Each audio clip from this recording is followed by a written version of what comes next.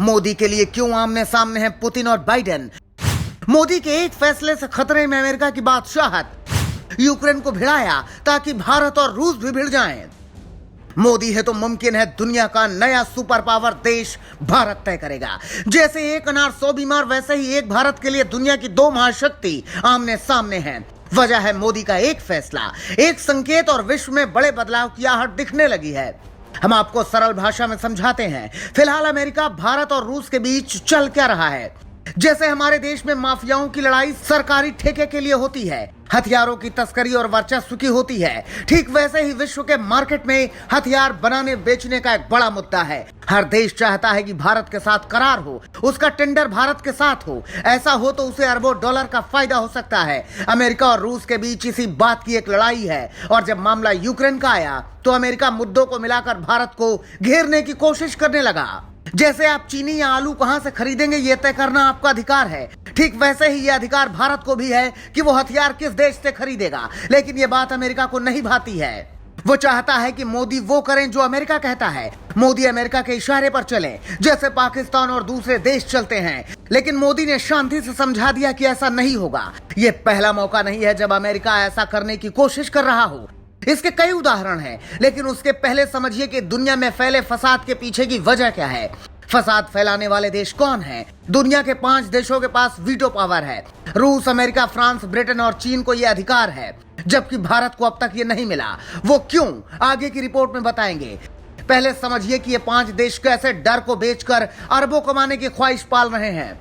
हथियार बनाने के मामले में पहले नंबर पर आता है अमेरिका। अमेरिका चाहता है कि उसकी दुकान से ही भारत हथियार खरीदे। हथियार बनाने के मामले में दूसरा नंबर है रूस का, जिसका सबसे बड़ा बाजार भारत है। मोदी से पहले भी सभी सरकारों के साथ रूस से भारत का रिश्ता अच्छा रहा है। तीसरा देश है फ्रांस, जिसका भी बड़ा बाजार भारत है। फ्रांस से ही भारत को राफेल मिला है, जिसकी ताकत सब जानते हैं, लेकिन पीछे की कहानी हम समझाते हैं। चीन ऐसा देश है जो सबसे ज्यादा हथियार बनाता भी है और सबसे ज्यादा हथियार खरीदता भी है। इसी लिस्ट में ब्रिटेन का नाम भी है। यानी फसाद की जड़ अमेरिका समेत यही देश है। हम ऐसा क्यों कह रहे हैं ये भी समझाते हैं। दरअसल ये 5 देश मिलकर अलग अलग समय पर छोटे देशों, विकासशील देशों और उन देशों को निशाना बनाते हैं जिनकी सीमा को लेकर कोई न कोई विवाद है, जैसे भारत और पाकिस्तान। दोनों देशों के बीच खाई ब्रिटेन ने तैयार की, लेकिन आज भारत पाकिस्तान की इस दुश्मनी का फायदा अमेरिका, चीन जैसे वीटो पावर वाले देश ले रहे हैं। जितने देशों के बीच लड़ाई होगी उतने ही इनके हथियार बिकेंगे, इसलिए बड़े देशों की आड़ में छोटे देशों को नुकसान हो जाता है। ताजा उदाहरण है यूक्रेन। अमेरिका जैसे देशों ने पहले उकसाया, लेकिन बाद में सिर्फ अपना हथियार बेचा और चलते बने। अमेरिका और मोदी के बीच तब से ठनी है जब वो गुजरात के सीएम थे।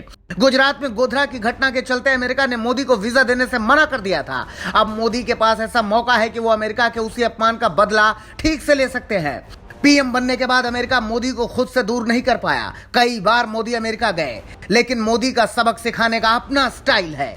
अगर मोदी अमेरिका के सच्चे दोस्त होते तो रूस के बजाय अमेरिका से भी हथियार खरीदते, लेकिन ऐसा नहीं करते हैं। अगर मोदी अमेरिका के सच्चे दोस्त होते तो यूक्रेन की घटना पर यूएन में रूस के खिलाफ वोटिंग करते, जबकि ऐसा नहीं किया। यानी भारत के हाथ में है कि अगला सुपर पावर कौन है। मोदी तय करेंगे कि भारत कहां से हथियार खरीदे, कहां से न खरीदे। लेकिन ये वो देश हैं जो हथियार को खिलौना कहकर बेचते हैं और बाद में तबाही में अपना फायदा तलाश लेते हैं।